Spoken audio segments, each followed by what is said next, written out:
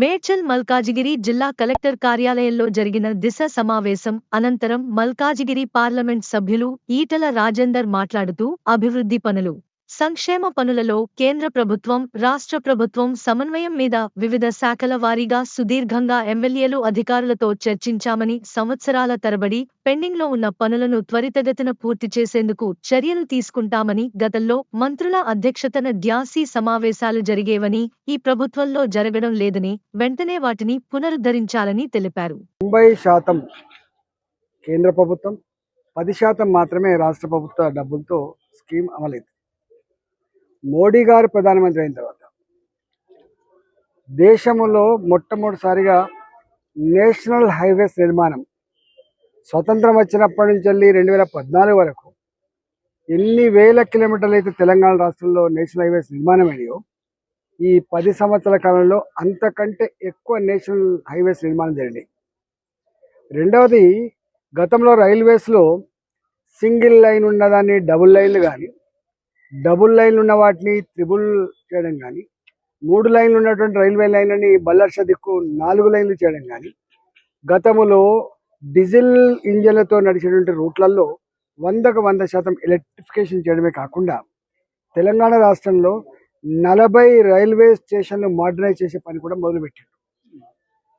అంటే నిన్న మీరు చూసిన చెర్లపల్లిలో 415 కోట్ల రూపాయలతో కని విని ఎరగని ఒక ఎయిర్పోర్ట్ను తలపించేటువంటి టెర్మినల్ నిర్మాణం చేశారు. అట్లనే కాచిగూడ, నాంపల్లి, సికింద్రాబాద్ 2000 కోట్ల రూపాయలతో చేయబోతా ఉన్నారు. అంటే నేషనల్ హైవేస్ విషయంలో కావచ్చు, ఇవాళ రైల్వేస్ విషయంలో కావచ్చు, రైల్వే స్టేషన్ల మోడర్నైజేషన్ కావచ్చు, అన్నిటికంటే గొప్ప పరిణామం ఏంటంటే ఎక్కడైనా 6 యూబీలు కట్టినా 6 ఓబీలు కట్టినా ఇంతకుముందు రైల్వే లైన్ల మీద మాత్రమే కేంద్ర ప్రభుత్వం డబ్బులు ఇచ్చేది, అటుపక్క ఇటుపక్క అంతా కూడా రాష్ట్ర ప్రభుత్వం చేసేది. కానీ రాష్ట్ర ప్రభుత్వాల దగ్గర డబ్బులు ఒక్కోసారి వస్తలేవని, కోఆర్డినేషన్ కష్టమవుతుందని చెప్పి, దానివల్ల ప్రజలకు ఇబ్బంది అవుతుందని చెప్పి 100% ఆర్యూబీలకు road under bridge, road over bridges కోసం 100% ఖర్చు పెట్టే పద్ధతి కూడా మొట్టమొదటిసారి వచ్చింది. అంతేకాకుండా లైవ్లీవుడ్ కోసం, అన్ఎంప్లాయ్మెంట్ సమస్యను పరిష్కరించాలనే సంకల్పంలో భాగంగా అనేక రకాల మోడీ గారు డైరెక్ట్ పథకాలను కేంద్ర ప్రభుత్వం చేస్తూ ఉంది.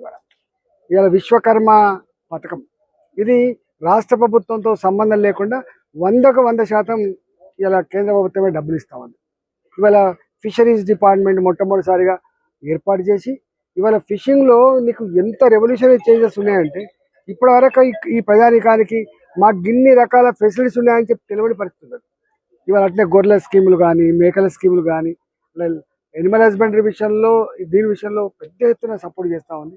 ఇవాళ మొట్టమొదటిసారిగా దేశంలో ఇంత సంపద పెరిగినప్పటికి కూడా 4 లక్షల కోట్ల రూపాయలు బడ్జెట్లో బాధ్యత పెట్టి అన్ఎంప్లాయ్మెంట్ యువతకి పని కల్పించకపోతే రేపు బాగుపడలేమని చెప్పి గ్రహించి వాళ్ళకి మంచి ట్రైనింగ్ ఇప్పించడం కానీ, వాళ్ళ కాళ్ళ మీద బతకడానికి కావాల్సినటువంటి ఎకనామిక్ సపోర్ట్ స్కీమ్ కోసం తెచ్చారు.